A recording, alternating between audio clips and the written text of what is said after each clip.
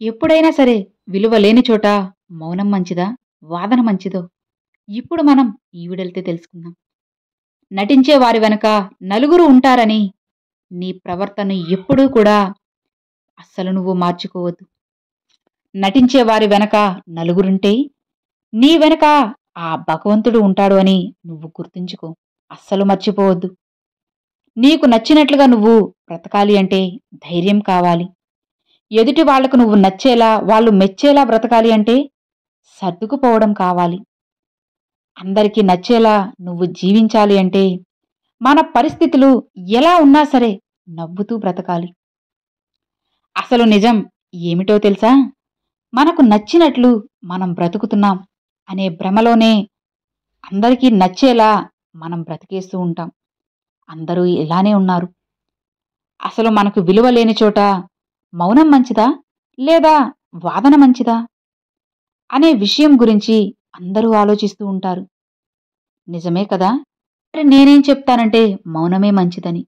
ఎందుకంటే మనకే విలువ లేని చోట మన మాటకు మాత్రం ఏం విలువ ఉంటుంది మీరే చెప్పండి.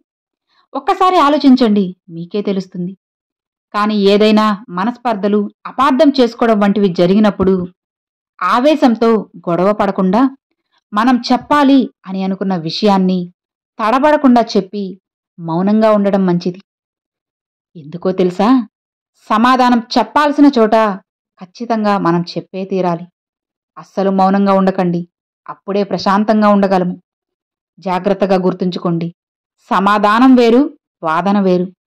వాదన వల్ల మీ తప్పు లేకపోయినా సరే మీరే తప్పుడు వ్యక్తులుగా మిగిలిపోతారు.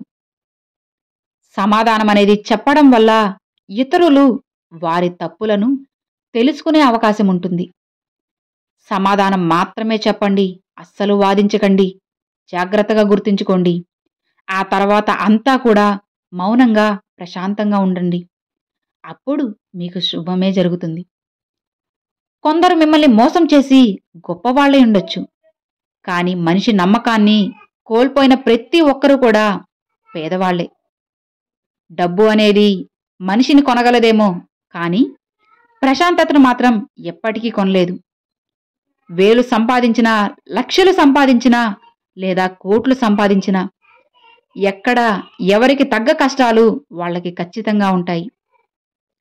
ఇక్కడ డబ్బు అనేది అసలు విషయం కాదు. మనిషి, మనిషి యొక్క మనసు, దాని యొక్క ప్రశాంతత. కొందరికి డబ్బు లేక ప్రశాంతత ఉండదు. మరికొందరికి డబ్బు వల్లే ప్రశాంతత ఉండదు. డబ్బు పిచ్చి ఉన్నవారికి డబ్బే సమస్య. అలానే డబ్బే పరిష్కారం కూడా. కానీ కలిగిందే భాగ్యం అనుకొని బ్రతికే వారికి జీవితం ఎప్పుడూ కూడా సంతృప్తిగానే ఉంటుంది. వారి జీవితాల్ని సమస్యలు ఎప్పుడూ కూడా అస్సలు కదిలించలేవు. ఇక డబ్బు ఎప్పుడూ కూడా శాసించలేదు. అర్థమవుతుంది కదా? అవమానం అనేది మనలో పట్టుదలను మరింత పెంచాలే కానీ పిరికితనాన్ని పెంచకూడదు. జాగ్రత్తగా గుర్తుంచుకోండి. వెళ్లే దారి చీకటిగా ఉంది అని గమ్యాన్ని నువ్వు మార్చుకోవద్దు. ఏదో ఒకరోజు నిన్ను ముందుకు నడిపించే వెలుగు నీకు తోడవుతుందని విశ్వాసంతో ముందుకు వెళ్ళు. ఈ ప్రపంచంలో చూసిన ప్రతిదీ కూడా పవిత్రమైనదే. నీ మనసు అపవిత్రం అవ్వనంత వరకు భవిష్యత్తును నువ్వు దృష్టిలో ఉంచుకొని అందరూ నేడు నిర్ణయాలు తీసుకుంటున్నారు.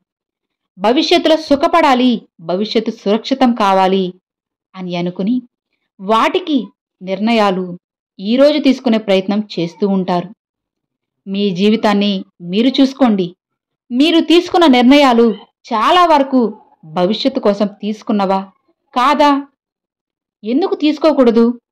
మీ జీవితాన్ని సరళంగా, సుఖమయంగా చేసుకునే ప్రయత్నం చేసే అధికారం మీకు మాత్రమే ఉంది. కానీ భవిష్యత్తు ఎవ్వరికీ తెలియదు. కేవలం మీరు ఊహించుకోవచ్చు అంతే. అంటే జీవితంలోని అన్ని ముఖ్యమైన నిర్ణయాలు మీ ఊహల ఆధారంగానే తీసుకుంటారు. మీరు అయితే నిర్ణయాలు తీసుకోవడానికి ఏదైనా ఇంకొక మార్గం అనేది ఖచ్చితంగా ఉంటుంది. ఆలోచించండి. సకల సుఖాలకు ఆధారం ధర్మమే. ఆ ధర్మం మనిషి హృదయంలో వసిస్తుంది. అందుకే ప్రతి నిర్ణయానికి ముందు మీరు మీ మనసులో అవశ్యం ఈ ప్రశ్న వేసుకోండి. ఈ నిర్ణయం స్వార్థం నుంచి పుట్టిందా, మంచి మనసు నుంచి పుట్టిందా అనేది ఒక్కసారి ఆలోచించి అప్పుడు నిర్ణయం తీసుకోండి. అర్థమైంది కదా? Thanks for watching friends.